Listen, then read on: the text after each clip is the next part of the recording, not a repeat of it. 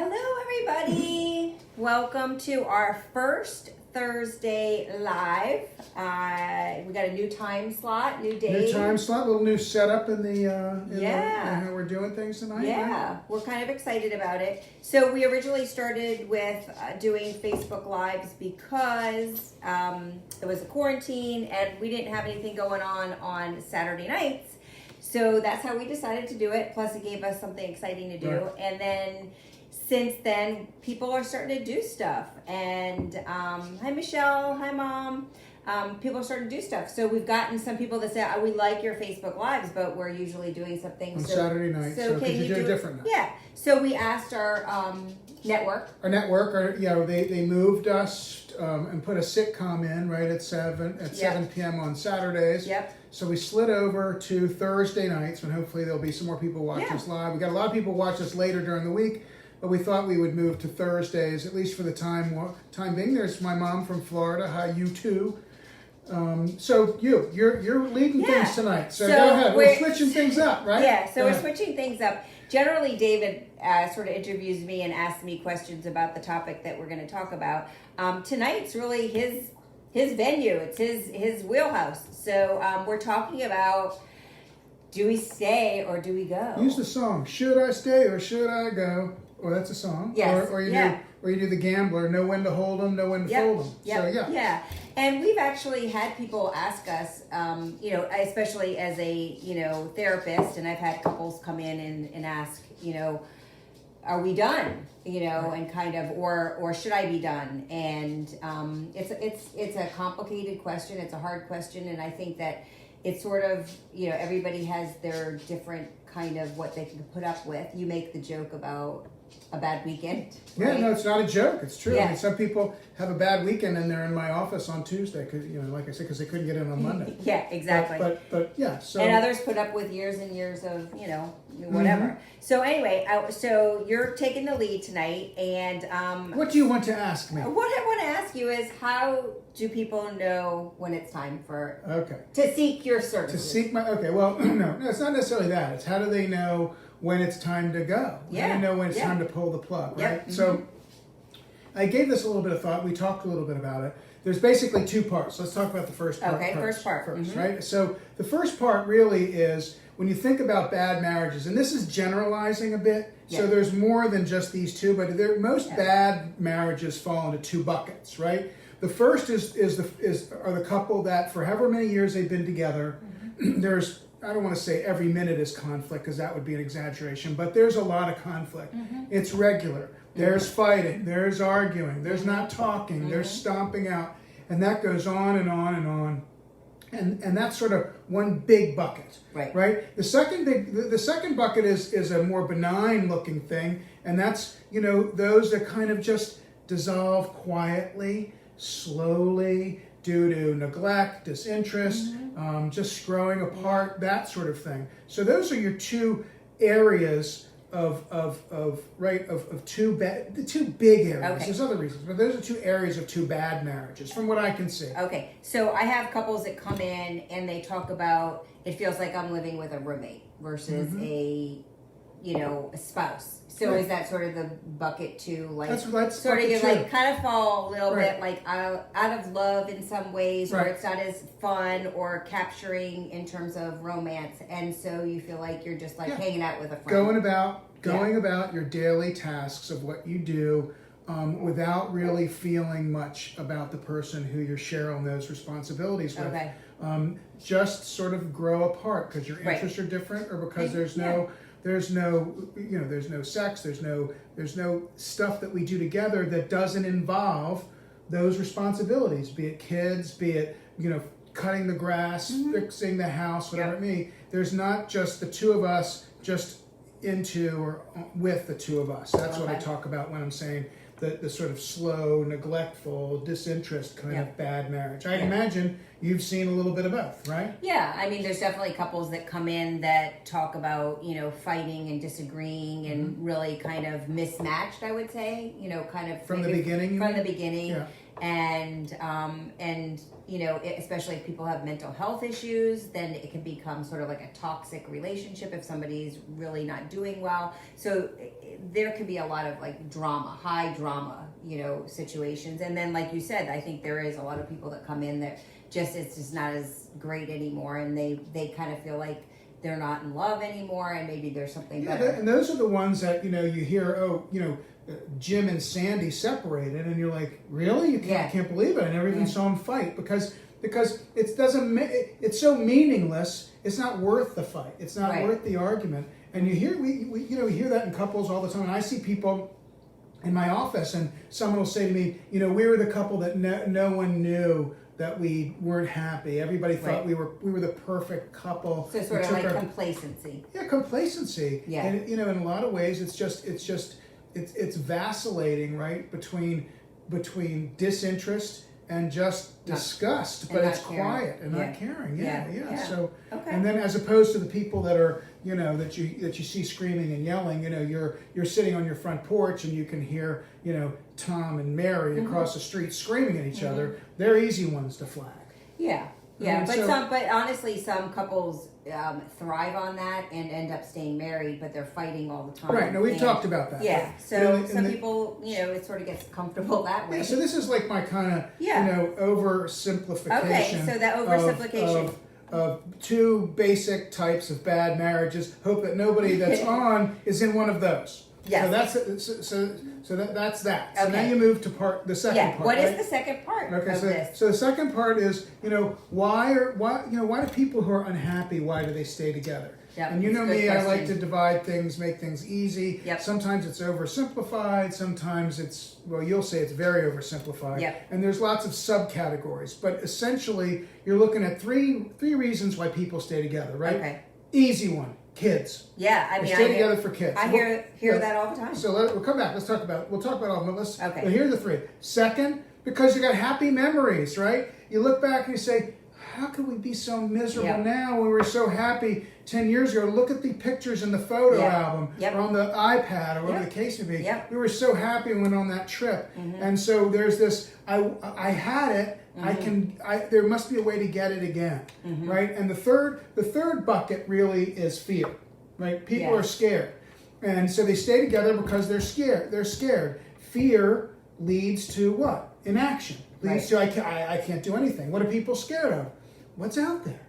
Are they going to find anybody else? Am I going to find somebody else? What's out there? Can we afford it? What's going to happen to me financially? Yes. So those are your three big buckets. So now let's go back up. I want to talk about kids for a second. Yeah. I gave my quick spiel. Yeah. So I mean, I see couples all the time when like I've said to couples like, hey, you guys aren't happy together. What is this? And you hear all the time, we want to stay together for the kids. Right. And sometimes I think that's a fine option, but I've seen couples before where their fighting is tremendous and the kids are really negatively affected by it. So I understand that there's a desire to stay for the kids, and sometimes that's okay, but there's times where you're doing more damage to children.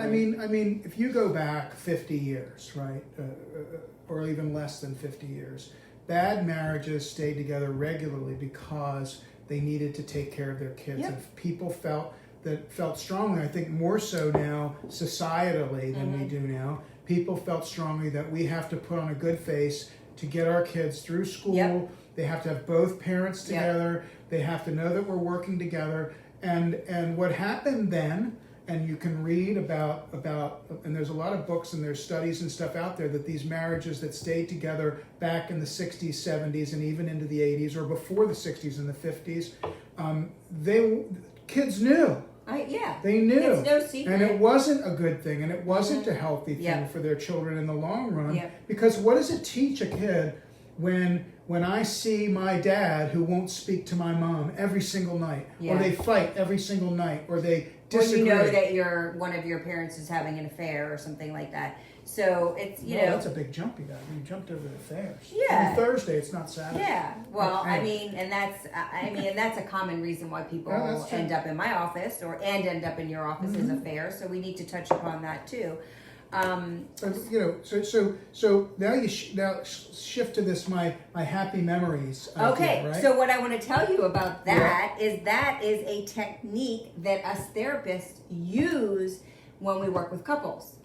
So you Okay, so explain that to me. Okay, so a couple comes in and they're coming in for marital work, couples work. Right. And what we do as therapists is we help them remember why you were attracted to the person that you're with and create some happy memories in hopes that you can get back there. See, and that's exactly, and so I guess that's a double-edged sword, right? Yep. So on the one hand, you hope that it works and people Yep. can pull that and sort of bring that forward to what's going on now. On the other hand, people, it's like hanging on to an anchor that keeps sinking.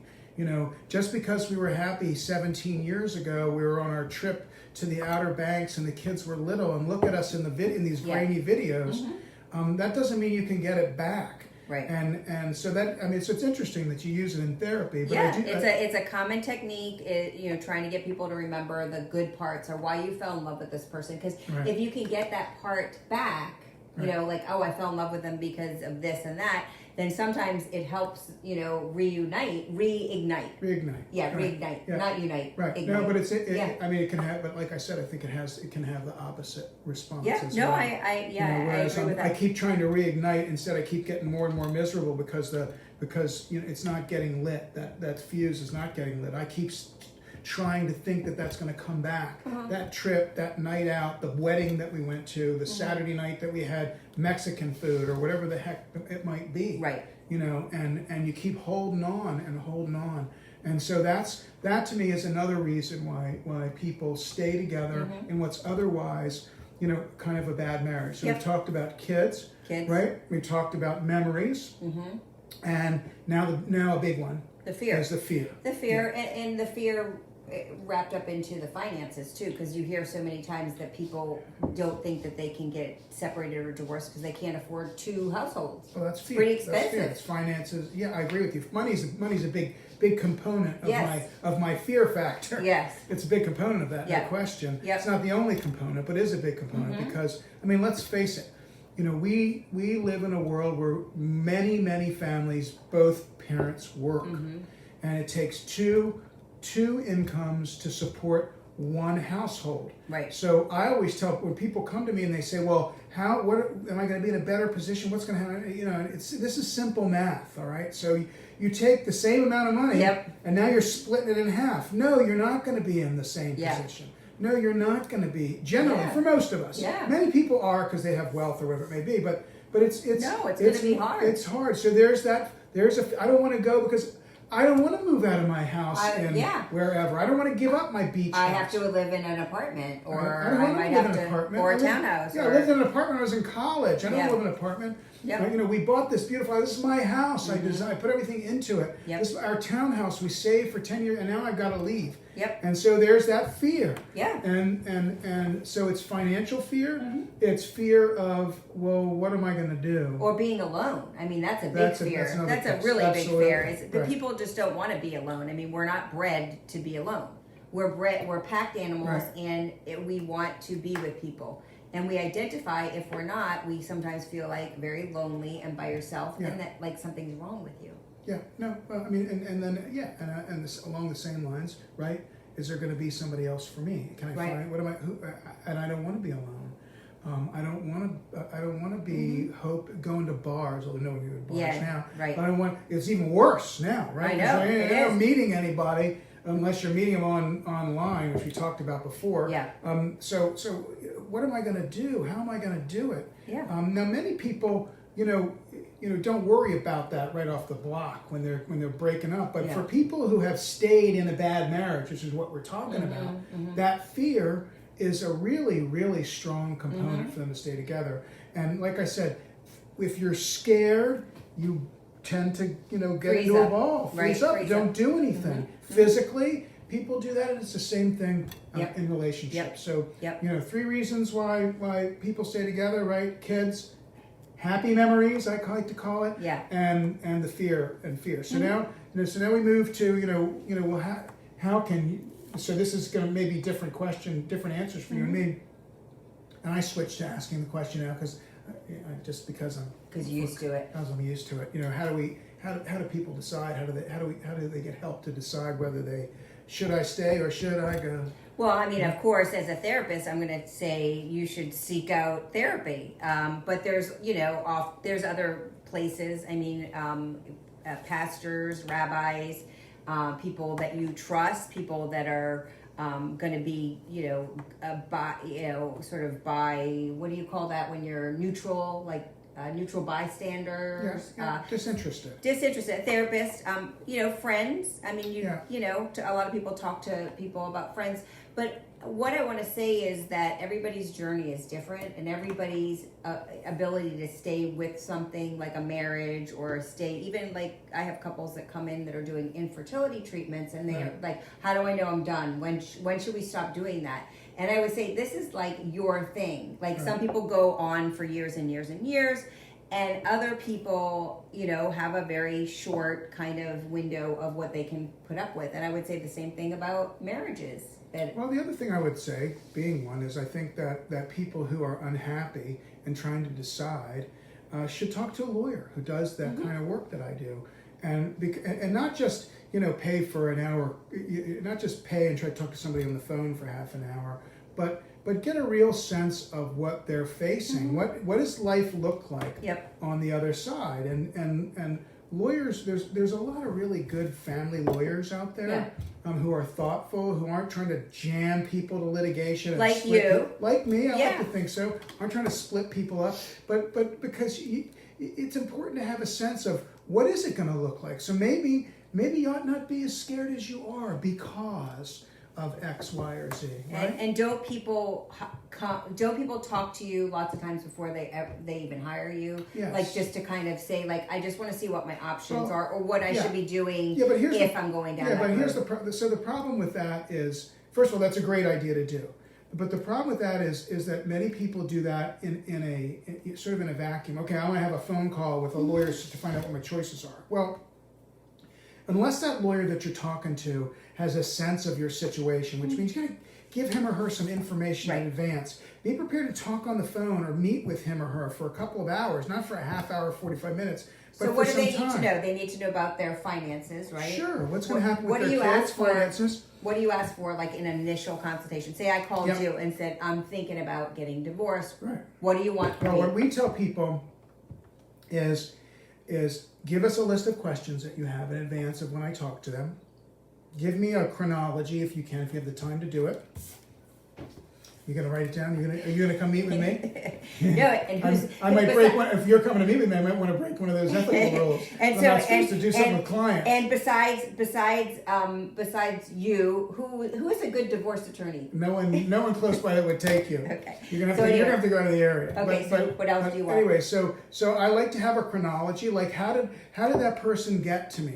Why are they there? What's going on? It doesn't have to be 100 pages. In fact, I don't want it to be 100 pages. Right. Maybe a couple pages in a Word document, bulleted. This is what's going on. This is what happened. These are my concerns. These are my issues. Here's my financial picture. Yes. So instead of spending money in that consultation with a lawyer saying, okay, well, what do you own? How's it titled? How much in your bank account? How much in your retirement account? How much what's your house?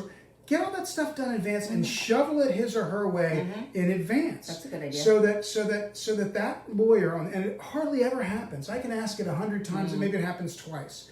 So that lawyer can hit the ground running and you're getting some value for your money, right? So if you're one of those people who is trying to make this decision, whether to hold them or whether to fold them, and you're looking to lean on and get some information from a lawyer, then you got to give them information for them to bounce information back to you. It might not necessarily be advice, or it might be advice that you don't want to hear, but that's the best way. Is you inform them, you educate them, so that person, that lawyer who does the work that I do, can then inform and educate you. That's the best way. That makes sense. And then even before you go meet with a lawyer, talk to a therapist. Well, of course. If you're undecided, because that's a good way to kind of figure it out. And as a therapist, we're not going to tell you what to do, but we will help you kind of see things in a different way. And once you've made the decision, let's say that the person's made the decision to stay, may still need that therapy piece because you may need to bring your spouse into it, and your partner. When you leave, if the person decides to fold them, them. right? Then therapy is absolutely something I recommend to every single one of my clients, because divorce is, even in the best of worlds, is unpleasant and is not nice, and it's a difficult. A partner of mine says it's the second most difficult thing anyone has to go through. The first one being dying. So, and I don't know if he's serious or not, but he says it to everybody and has said it since I've known him in 1986. So I'm assuming he thinks that to be the case. Yeah. But it's tough. It's tough. It is so tough. having the support, not just the friends, because friends want to tell you what you want to hear. They want to support you often. Yeah. But somebody who's not connected in that way is a good thing. And someone like you, with a good-looking hat, a great tank top. Oh, yeah. Yeah. Anyway, There I go, anyway. trying to be unethical again. Yeah, Okay. anyway, So, we hope this was helpful. If you have any questions or follow-ups, just, email us, send us a message on Facebook. We are always glad to get questions and comments, and hope everybody's doing good. Thanks so much for coming in on Thursday night. I want to say happy birthday to Sydney Mitchell, one of our fake nieces. fake niece. A fake Is she your niece. goddaughter? No. No, her brothers are. Jake's our I got Jake. godson. Okay, good But deal. anyway, we would Okay. take her. Sydney Cohen, actually, Sydney Yes, Mitchell. yes. Got married, and she's now Sydney Cohen, and she's anyway, she's awesome. All So right, anyway, so thanks for joining us. Thanks so much. You can watch it on replay if you're just getting on or missed it, and we will be back on next Thursday, 7 p.m. We're moving to Thursdays. It's like when you're in college. Thursday's a big night out. Yeah, so we moved our night Thursday's to Thursday. the new Saturday. Thursday. So anyway, we're any excuse to have a glass of wine. Not that we need one, but yeah. So cheers, an excuse. everybody. All right, y'all. Hope everybody's doing well. Keep Peace. Thanks for looking in. Bye. See ya.